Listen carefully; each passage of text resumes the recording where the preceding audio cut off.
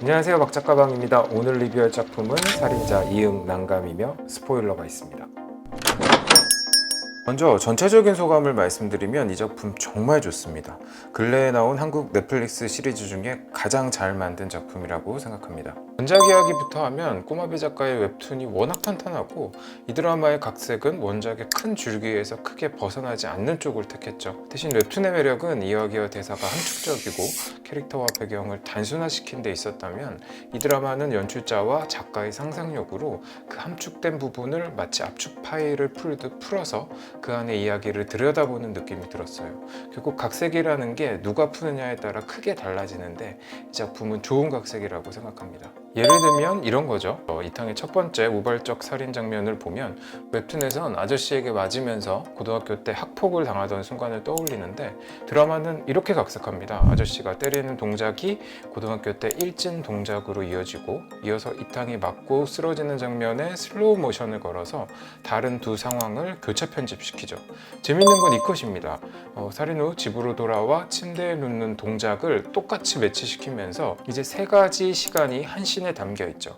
이 작품은 이탕이란 인물의 역사와 지금 상황을 보여주는데 아주 효과적이었다고 생각해요. 같은 씬에서 사용한 음악 이야기를 해보면 이탕이 맞고 있을 때 사용한 음악은 이 아저씨 라디오에서 나오는 산울림의 슬픈 장난감인데 과거로 컷을 넘기면서 순간적으로 음악을 뮤트시킵니다.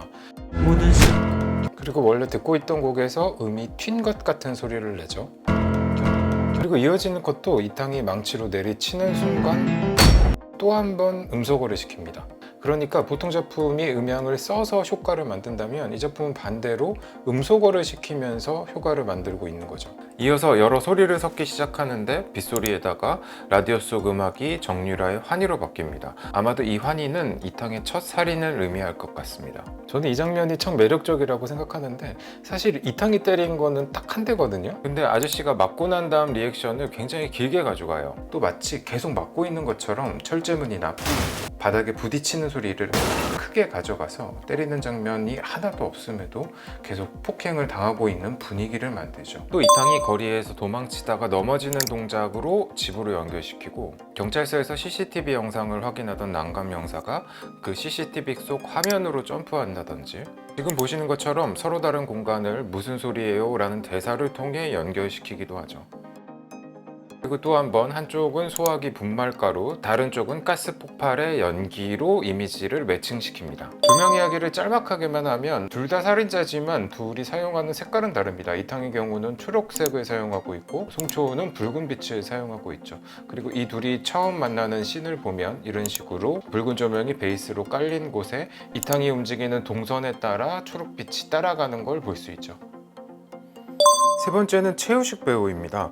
이 드라마에는 좋은 배우가 참 많이 나오는데 그래도 저한테 딱 한 배우만 꼽으라고 한다면 저는 최우식 배우를 꼽고 싶어요. 저한테 이 배우가 출연했던 여러 캐릭터는 지금 세대의 평범한 젊은이들의 페르소나처럼 느껴질 때가 종종 있거든요. 기생충과 그의 우리는 조금 결은 다르지만 거인 같은 작품도 평범을 베이스에 깔고 있는 작품이죠. 그리고 살인자 이응 난감의 이탕 캐릭터 역시도 마찬가지입니다. 평범이라 부르긴 하지만 그 안에는 크고 작은 트라우마와 죄의식이 있고 특별한 꿈이 있어서가 아니라 뭐라도 해야 할 것 같아서 워킹홀리데이를 준비하고 아르바이트를 하죠. 하지만 결국 넘을 수 없는 벽을 마주한 어쩌면 우리가 평범이라고 부르는 젊은 세대의 얼굴에는 이런 무기력함이 담겨 있습니다. 이 작품은 이런 상태를 이탕이 사는 원룸집 벽에 핀 곰팡이로 표현합니다. 이탕은 자신이 워킹홀리데이로 가려고 하는 캐나다의 로키 산맥이 그려진 액자로 곰팡이가 핀 벽을 가립니다. 그리고 이 액자를 걸기 위해 못을 박는 행위가 곧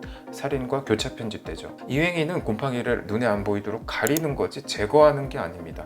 그러기에 앞으로 이 캐릭터가 어떤 결말을 맞을지도 어느 정도 예측할 수 있죠. 네 번째는 아쉬운 점입니다. 이 작품은 후반에 가면 힘이 딸리는 게 느껴지거든요. 4화를 기점으로 새로운 캐릭터가 많이 등장하기도 하고 또 이 드라마가 원작과 다른 선택을 하는 부분도 생기죠. 무엇보다 이탕이 사건의 주변부로 밀리는 경향이 있습니다. 또 이전까지는 등장하는 인물 모두가 이탕과 밀접한 관련이 있었다면 이후에는 그 관련도가 많이 떨어집니다. 또 이야기의 중심이 장난감 형사와 송촌의 대립으로 옮겨간 탓도 있어 보입니다. 사실 송촌처럼 뒤늦게 등장하는 캐릭터가 작품 전체를 장악하는 건 정말 쉬운 일이 아닌데 배우가 연기를 잘하니까 이게 되더라고요. 마지막엔 이희준 배우 나올 때가 가장 몰입이 됐던 것 같습니다. 이희준 배우는 황야에서도 좋은 연기를 보여줬지만 그 작품은 배우가 연기를 잘한 거지 캐릭터가 잘 잡혀있던 건 아니었거든요. 비슷한 얘기를 하면 이 작품에 김요한 배우가 맡은 노빈 캐릭터는 캐릭터가 잘 잡혀있는 것도 맞고 캐스팅도 딱 어울리는 배우를 고른 게 맞지만 쉬운 건 이 인물의 연기는 평상시건 위기 상황이건 똑같은 톤으로 연기를 하거든요. 이것까지 인물의 설정이다 라고 하면 할 말은 없지만 노빈은 후반에 가면 이탕을 위해 자기 목숨까지 내어놓는 상황에서도 뚜렷한 자기 감정을 내비치지 않기 때문에 저에게는 드라마 속 인물이라기보단 여전히 웹툰 속에 있는 캐릭터처럼 보였습니다. 마지막 다섯 번째는 이 작품의 제목과 열린 결말입니다.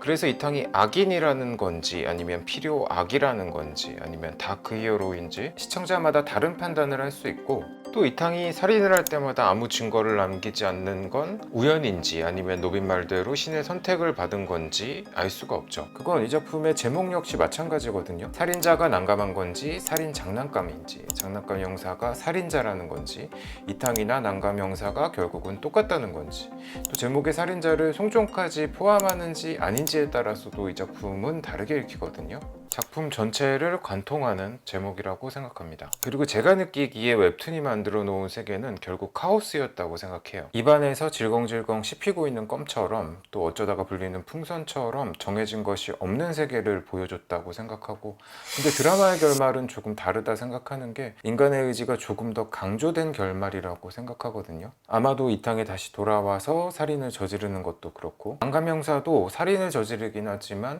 렉스를 구하면서 자신의 의지로 무엇인가를 결정한다는 점이 그랬습니다. 이 드라마에 대한 제 평점은 10점 만점에 8점입니다.